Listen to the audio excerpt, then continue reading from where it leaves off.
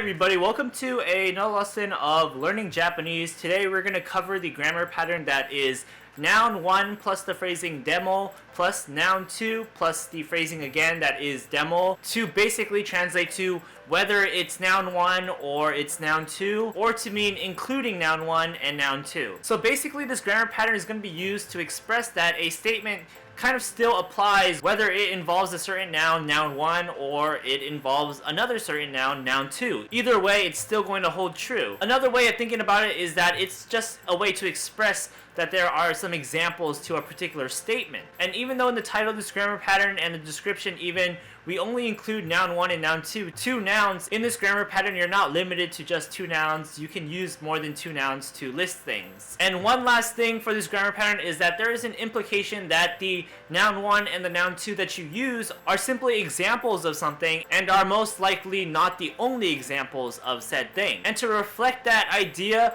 in this grammar pattern, the word non-demo is sometimes used at the end of the list to express that kind of continuity. So now let's jump into some example sentences to get a more direct look at this. So for our first example sentence, we have the line, この映画は大人でも子供でも楽しめる. And what this line is simply stating is that whether it's adults or kids, this movie is enjoyable. Let's break down the sentence bit by bit. First up, we have この映画. この is going to be this. Eiga is going to be movie, so this movie, we're going to mark this movie with wa, so that's going to be the topic of the sentence. Then we're going to use our grammar pattern here. First up, we have otona, which is going to be the first noun, which means adults.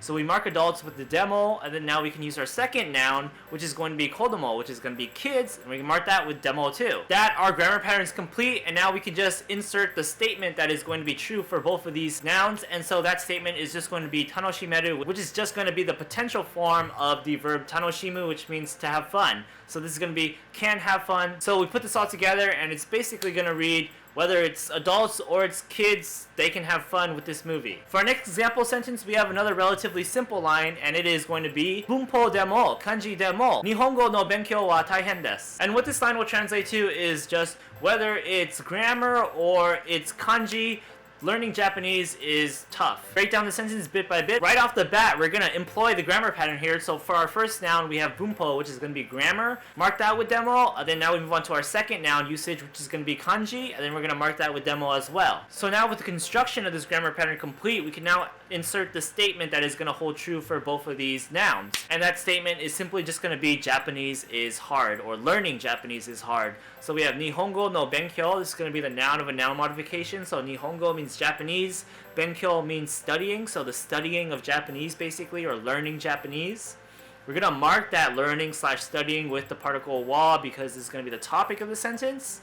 Then now simply we just have the not adjective taihen, which is going to translate to just basically tough or hard. Then we end the sentence with des, and that is all there is to it. So all together again, the sentence reads, bunpo demo, kanji demo, nihongo no benkyou wa taihen desu.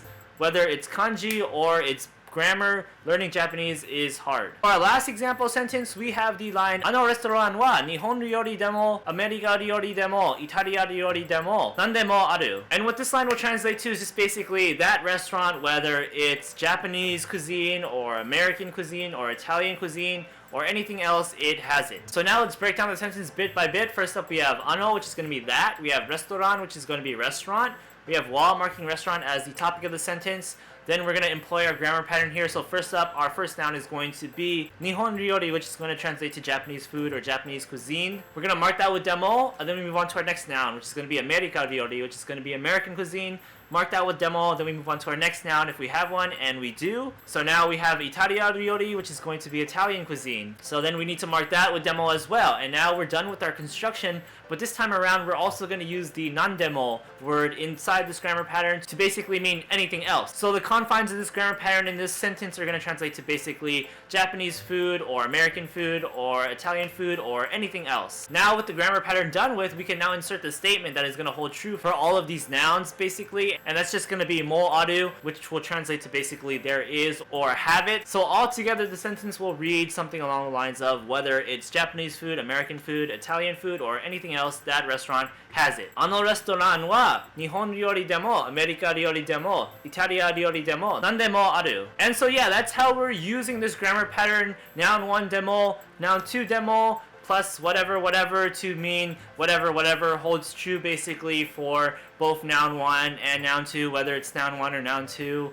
including noun 1, noun 2, something along those lines. And it's a pretty simple construction. All we really have to do is add the demo particles right after the nouns we're using and complete our sentence basically.